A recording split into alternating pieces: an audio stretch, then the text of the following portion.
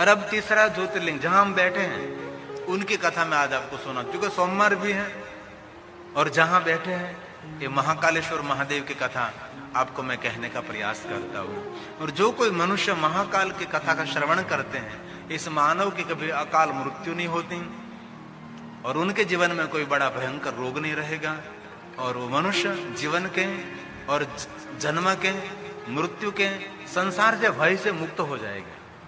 इसलिए सभी भयों में से मुक्त करने वाला ये महाकाल, ये धरती का राजा है, मृत्यु काल का राजा है, काल धीराज, ये महाकाल राजा है। काल भी उनके आगे नृत्य करता है और काल की गणना यहां से शुरू हुई। विक्रमादित्य को याद करें, समय की गिनती यहां से है, विक्रम संवत यहां से प्रारंभ हुआ है और माता हरसिद्धि की अद्भुत महिमा है। आदित्य विक्रम ने 11 बार मां भवानी को मस्तक अर्पण किया और 12वीं बार अर्पण किया, तब फिर से मस्तक जुड़ा नहीं और 135 साल विक्रमादित्य ने यहाँ राज्य किया है। ये माता हरसिद्धि के परम भक्त थे और दिन में मां हरसिद्धि वहां रहती हैं जो मेरे पोरबंदर के पास माता हरसिद्धि का स्थान है, और माता रात्रि में यहाँ आती है। इसलिए हम नवरात्रि मनाते हैं ना, रात्रि निवास यहाँ करती है माता हरसिद्धि, दिन में वहां रहती है। वहां बीजा नाम भूल गया मैं, उसका राज्य था, रोज 1.25 मण सोने का दान करता था। हरसिद्धि माता का परम भक्त राजा बीजा, ऐसा कुछ नाम था, अभी मैं भूल गया। तो आप मैं तीसरे ज्योतिर्लिंग के महादेव की कथा का मैं आपके समक्ष कहने का प्रयास करता हूं। जो कोई मनुष्य तीसरे ज्योतिर्लिंग की कथा का श्रवण करते हैं, इस मनुष्य को महाकाल पूजा, महाकाल यात्रा, महाकाल के दर्शन अर्चन का फल मिलता है। और बहुत दिव्य कथा है, बहुत विस्तार से कथा है।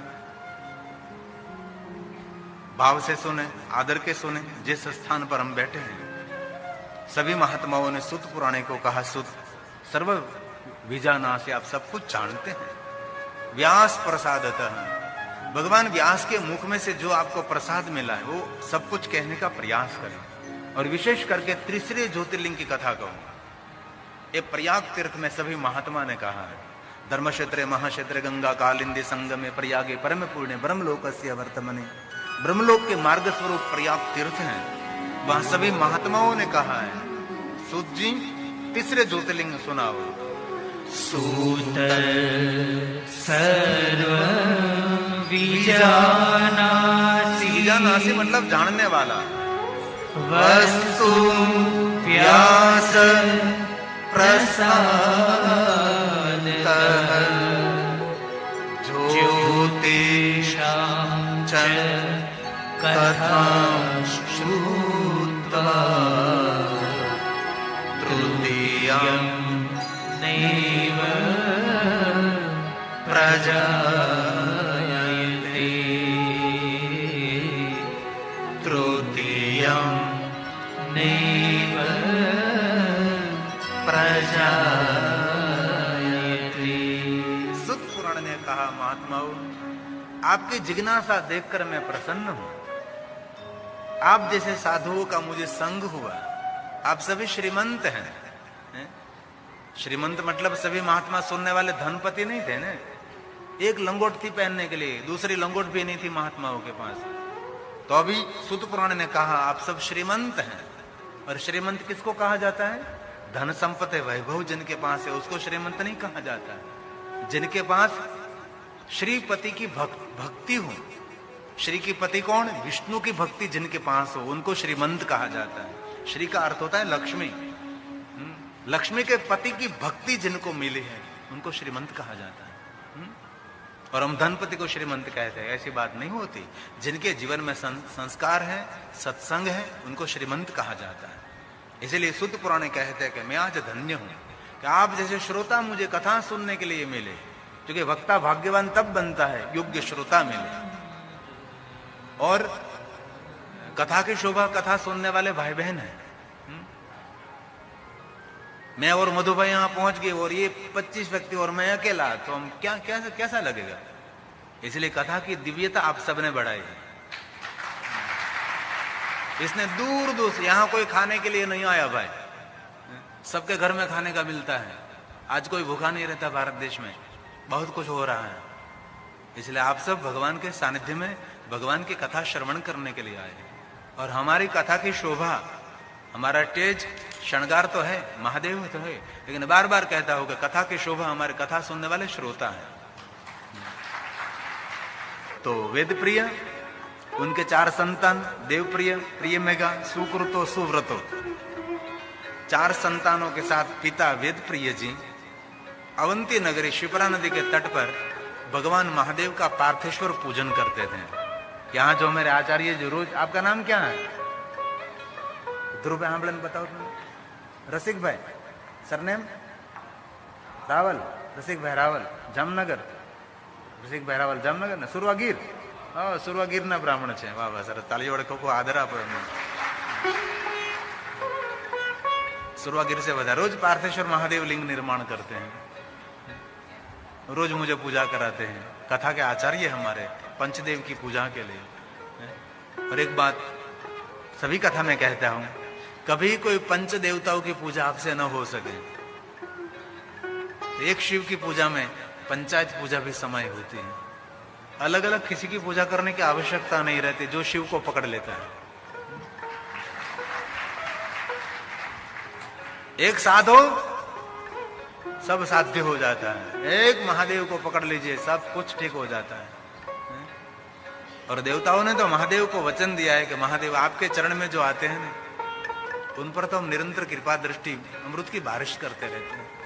इसलिए शिव भक्त होना कोई छोटी बात नहीं है। शिव भक्त होना जीवन में बहुत बड़ी बात होती है भाई। इसलिए कभी अपने जीवन को छोटा ना समझे, लेकिन शिव भक्ति उसको कही जाती है जो महादेव में गुण सद्गुण है उसका धीरे धीरे अवतरण करना, उसको शिव भक्ति कही जाती है ना। शिव कैसे हैं? शांत रहते हैं। शिव कैसे हैं? मिठी वाणी बोलते हैं। शिव बोलते हैं तो अमृत भी उनके आगे फिक्का लगता है, ये शिव का प्रवचन होता है।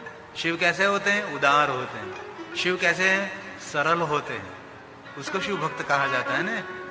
शिव भक्त का लक्षण क्या है? त्रिपुंड कर लिया वो तो यूनिफॉर्म हो गया, रुद्राक्ष पहन लिया वो तो पहचान हो गई, शिव नाम वो तो शिव जी का नाम हो गया। लेकिन आप शिव भक्त कम बन सकते हैं जब शिव जैसे सद्गुण हमारे में उतरते। सरलता, नम्रता, विनम्रता, मधुर वाणी, मधुर भाषा, दूसरों पर उपकार करना, दया रखना, उदारता, ये सब शिव भक्तों के लक्षण हैं।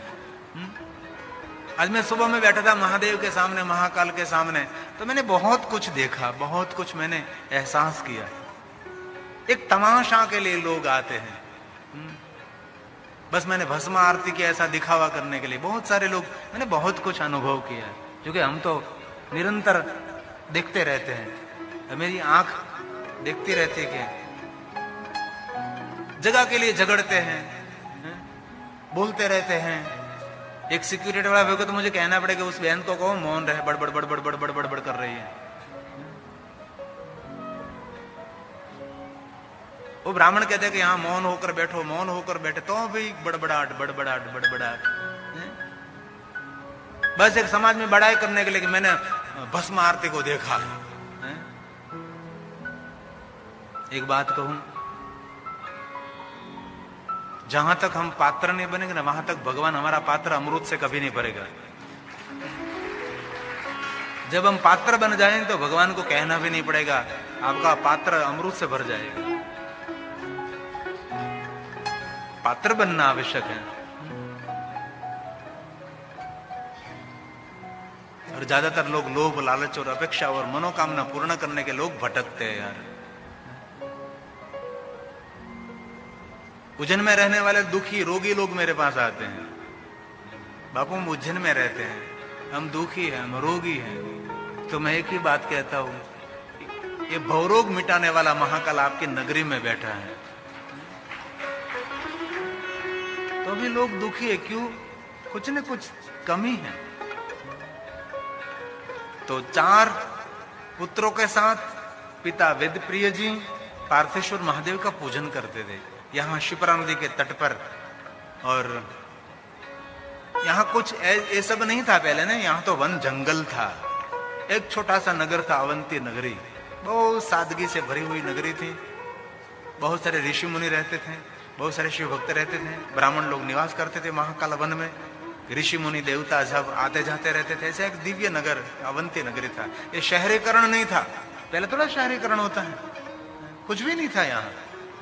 अब धीरे धीरे श्रोता आने लगे। अरे मैं पहले महाकालेश्वर महादेव आता था तो महाकालेश्वर महादेव 5 तक में गाड़ी लेकर जाता था और प्रेम से महाकालेश्वर महादेव, नहीं कोई सिक्योरिटी, ठीक मनोजपुरी को पता होगा, कोई सिक्योरिटी नहीं, पहले कुछ भी नहीं था ना, सीधा हम जा सकते हैं। स्वामी जाना बेटा, कोई बात नहीं।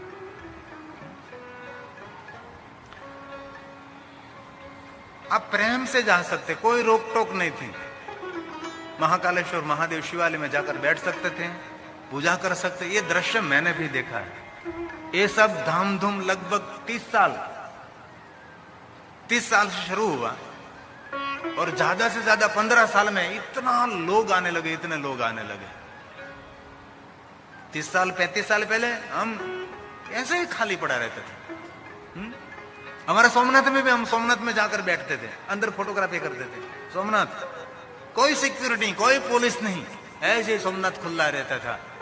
अब सोमनाथ में देखो 5 किलोमीटर तक आपको मोबाइल और जूता छोड़कर आना पड़ता है। कितनी सिक्योरिटी होती है, कितना बंदोबस्त होता है ना। क्योंकि अब धीरे धीरे धीरे धीरे शिव युग आने लगा है, महादेव का युग उमड़ उठा है। लोग शंकर की ओर, महादेव की ओर जा रहे हैं। और ये 5 ब्राह्मणों की शिव भक्ति के फलस्वरूप पूरे नगर में धन संपत्ति वैभव बढ़ने लगा, नगर की ऊर्जा बढ़ने लगी। शिव भक्ति के फलस्वरूप जो जो महाकाल वन में रहते उनको सुख मिलने लगा, शांति मिलने लगी। पूजा करता था 5 ब्राह्मणों, शांति सबको मिल रही थी। भक्ति करते थे 5 ब्राह्मण, पार्थेश्वर महादेव की पूजा के फलस्वरूप पूरे नगर में सबको सुख शांति समृद्धि मिलने लगी। धीरे धीरे नगर की